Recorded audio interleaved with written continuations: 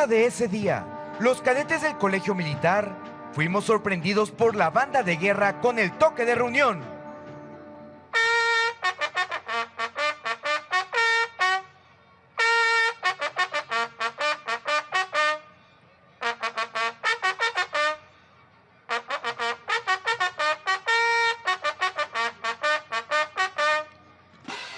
Una vez organizados, llegó al colegio militar montado en un caballo tordillo, el presidente Francisco I. Madero, quien se dirigió a nosotros. Jóvenes cadetes, unos cuantos malos mexicanos se han sublevado esta mañana en contra de mi gobierno.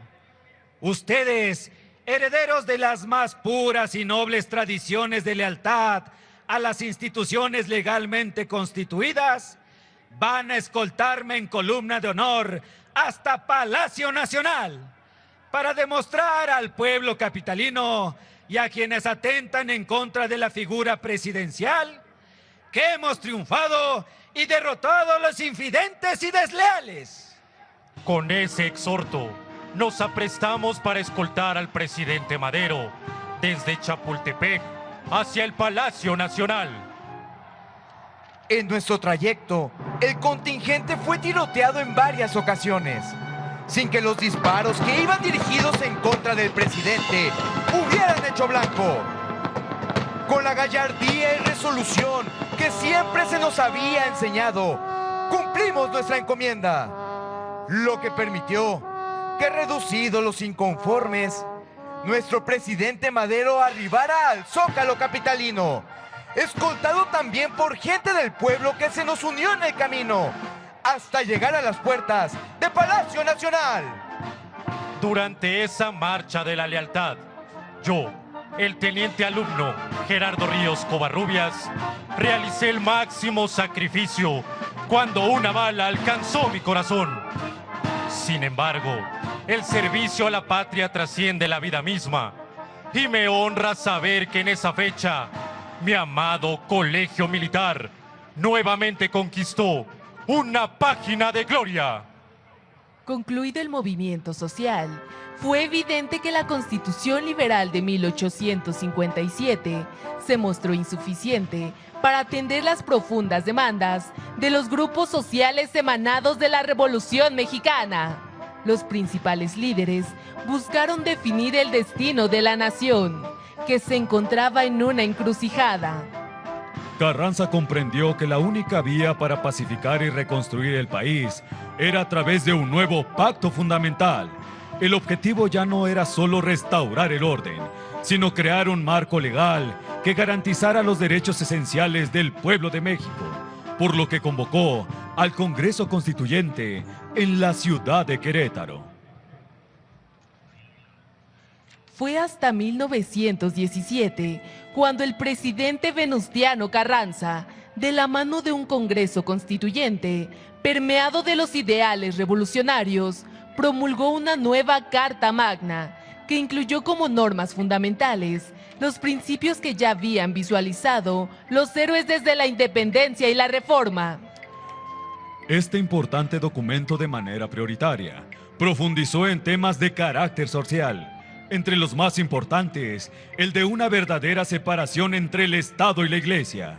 Consolidó el reparto agrario para beneficiar por fin a los campesinos y comunidades agrarias. Estableció los derechos para que los trabajadores tuvieran mejores condiciones laborales. Se estipuló que la enseñanza fuera libre, con acceso gratuito a la educación básica para todas y todos, y que el Estado tendría la obligación de proporcionar servicios para garantizar la salud de los mexicanos. Con esos y otros postulados, nuestra Carta Fundamental se instauró como la primera constitución social en el mundo y aún rige el destino de nuestro país. El día de hoy es menester traer a la memoria que este importante movimiento no solo transformó la estructura política y social del país, sino que también sembró las bases para un país libre y justo, donde existía la igualdad social como premisa y una amplia posibilidad de crecimiento para el pueblo de México. La Revolución Mexicana no fue solo una serie de batallas y cambios de gobierno, sino la matriz fundacional del siglo XX. Su legado fue plasmado en la Constitución Política de los Estados Unidos Mexicanos de 1917, un documento vanguardista que por primera vez en el mundo elevó a rango constitucional los derechos sociales. Hoy, al recordar uno de los episodios más trascendentales de nuestra historia nacional, rendimos homenaje a las mujeres y hombres que con valor, ideales y amor por su patria nos heredaron la justicia, libertad y dignidad que anhelaba nuestro pueblo de México. ¡Vivan los héroes revolucionarios! ¡Viva la Revolución Mexicana! ¡Y que viva nuestro querido México!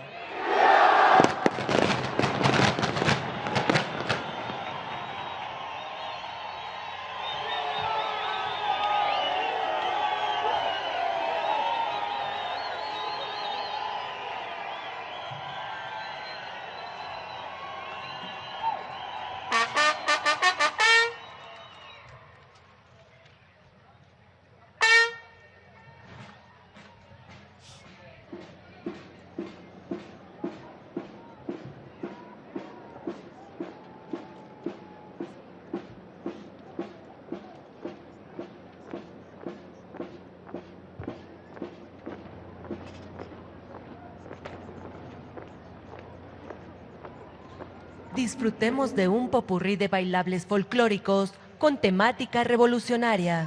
En este podremos escuchar temas como La Adelita, Juana Gallo y Jesucita en Chihuahua.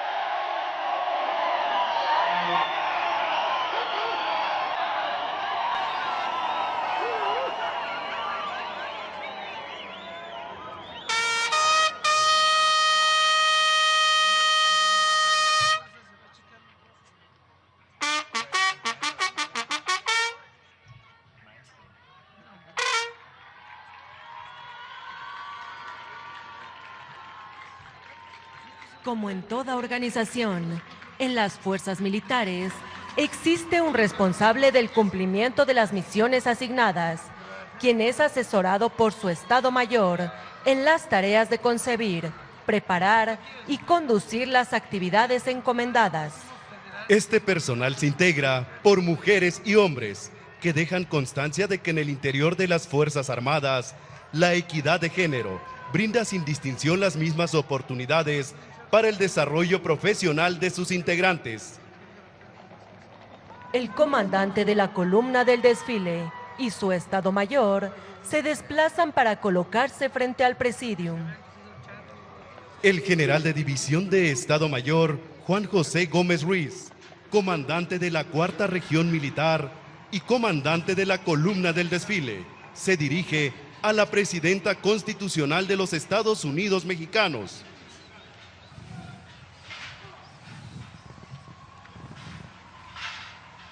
Doctora Claudia Sheinbaum Pardo, Presidenta Constitucional de los Estados Unidos Mexicanos y Comandanta Suprema de las Fuerzas Armadas. Solicito autorización para dar inicio al desfile cívico-militar conmemorativo al 115 aniversario de la Revolución Mexicana.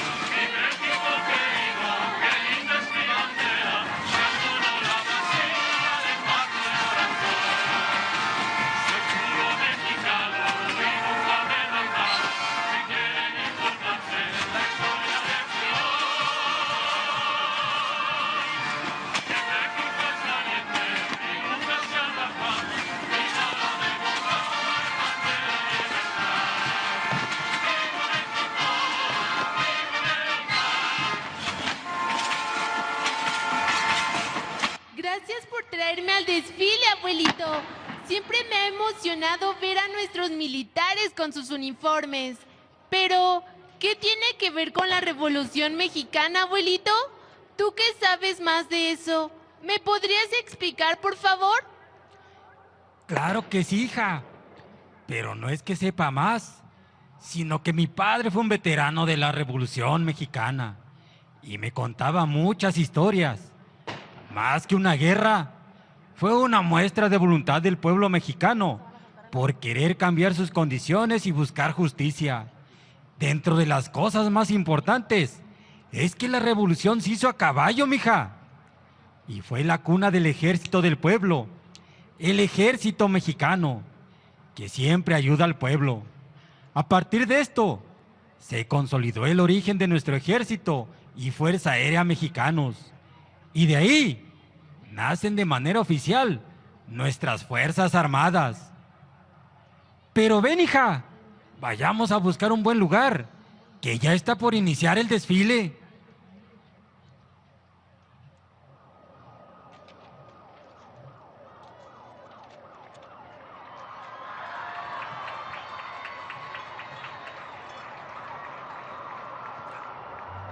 Conforme al más estricto protocolo e inquebrantable tradición militar, el comandante de la columna del desfile asume la responsabilidad de dirigir a estas mujeres y hombres, quienes hoy reafirman su compromiso de lealtad institucional y servicio permanente al pueblo de México.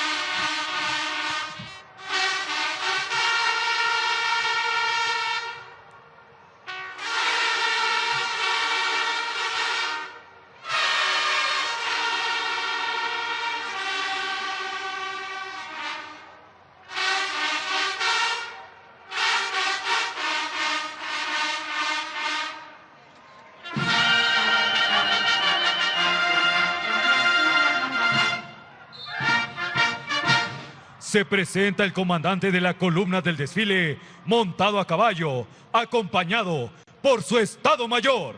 Para abrir este magno evento, observamos a un jinete que porta majestuosa e imponente a nuestra bandera monumental.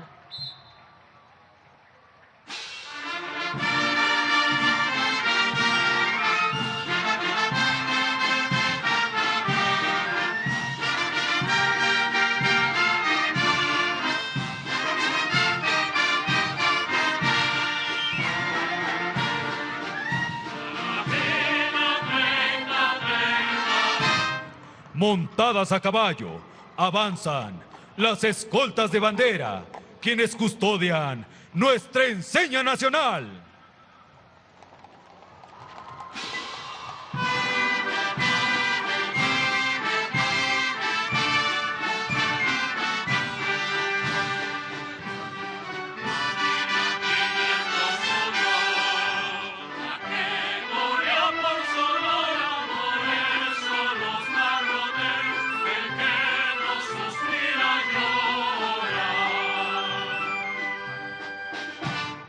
Desfila a caballo un agrupamiento de banderas de Gaza que enaltecen el sentido de pertenencia, amor patrio y celo a la libertad en cumplimiento a las garantías constitucionales que tenemos los mexicanos.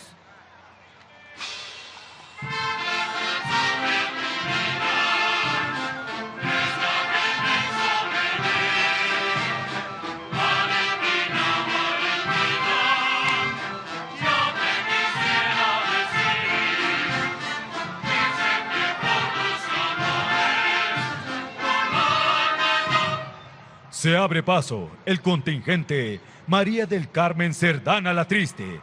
Apoyó el movimiento maderista junto con sus hermanos Natalia, Aquiles y Máximo, considerados precursores de la Revolución Mexicana. Abuelito, mira, qué bonitos carros. Sí, hija, verás, esos carros eran utilizados por personas de la alta sociedad a principios del siglo pasado. Estos vehículos eran muy caros y la mayoría de la gente, ni con todos los ahorros de su vida, hubiera podido comprarlos. Así que, como puedes ver, la riqueza estaba muy mal repartida. Oh, qué triste, abuelo.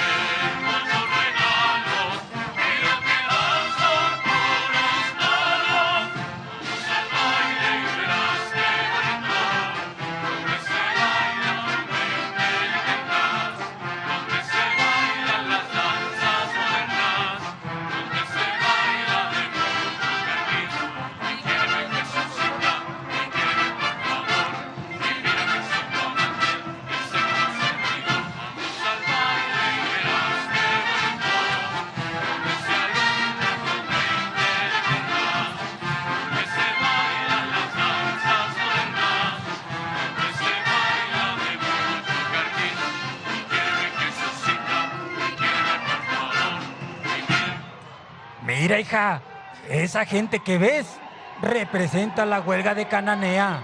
Se dio en el estado de Sonora, allá por 1906. Los mineros reclamaron mejores condiciones laborales. ¿Pero qué crees? Fue reprimida por Porfirio Díaz. ¡Órale!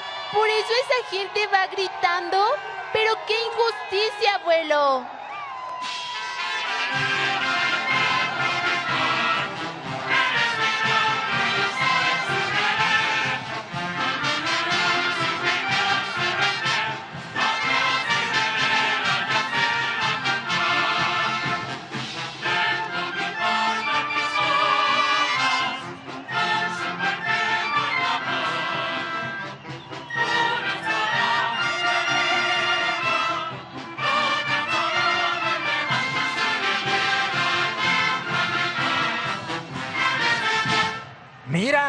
¿Ya viste ese carro?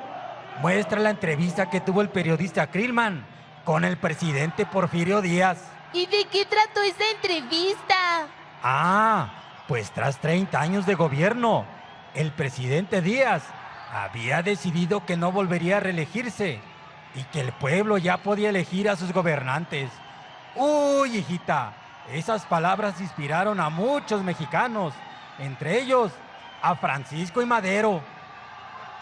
Desfila frente a nosotros el contingente Sara Pérez Romero, quien se casó con Francisco I. Madero en 1903. Se involucró en obras benéficas, fundando la Cruz Blanca Neutral por la Humanidad y el Club Caridad y Progreso.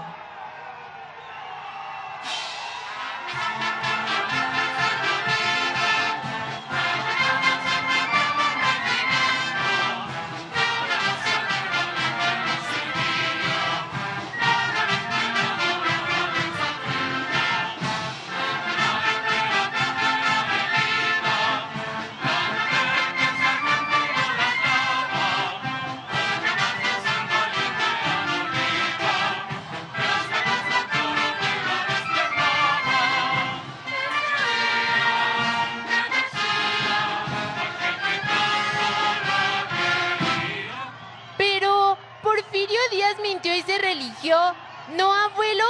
En la escuela me explicaron que esa fue la causa de los planes de Ayala y San Luis. La maestra nos dijo que el plan de San Luis desconocía la reelección y convocaba al pueblo a levantarse en armas. Y el plan de Ayala exigía que le devolvieran las tierras despojadas. ¿Sabes mucho, hijita?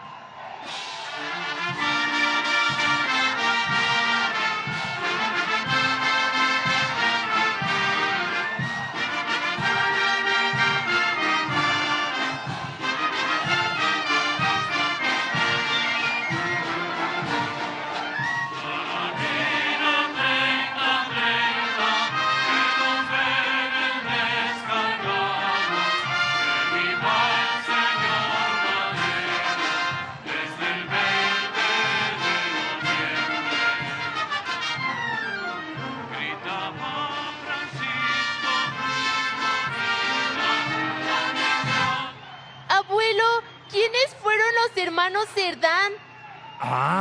Pues verás, hija. Un día de noviembre del año 1910, alguien le dijo a la policía sobre una conspiración en la casa de la familia Cerdán, allá en Puebla. Cuando llegó la policía a la casa, los Cerdán se atrincheraron contra ellos. Pero a pesar de su valentía, Máximo y Aquiles Cerdán terminaron muertos y su hermana Carmen encarcelada. Solo Natalia Cerdán logró huir. Escuché en clase que ese fue el primer enfrentamiento armado de la Revolución Mexicana. Así es, Adelita. Pero el pueblo no se quedó cruzado de brazos, porque las fuerzas revolucionarias de Pascual Orozco y Francisco Villa se levantaron en armas y derrotaron a las tropas federales, tomando Ciudad Juárez. Estoy aprendiendo mucho, abuelito.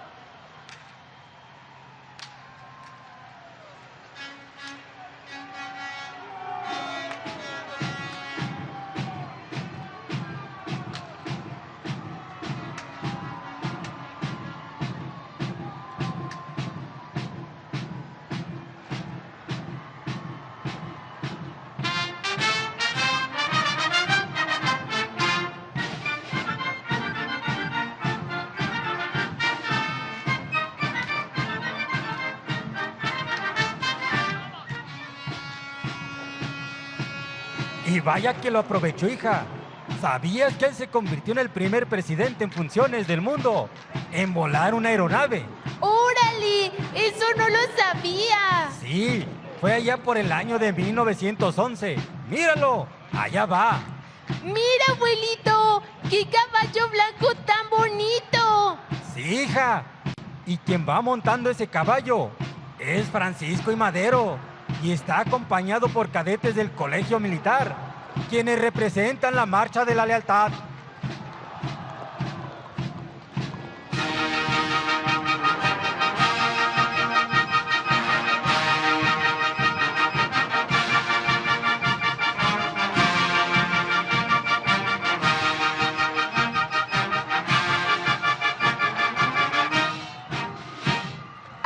¡Abuelito, mira! ¡La decena trágica!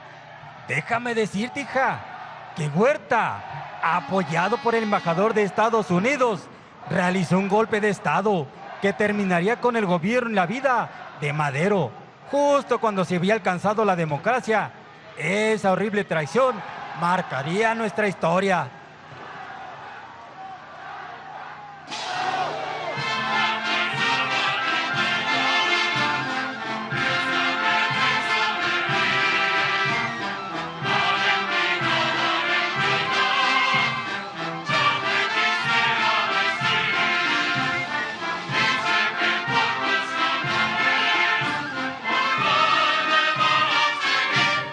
Se abre paso el contingente Refugio Esteves Reyes, quien fue la primera enfermera militar en adiestrar a un grupo de mujeres revolucionarias en primeros auxilios, ganándose el apodo de Madre Cuca.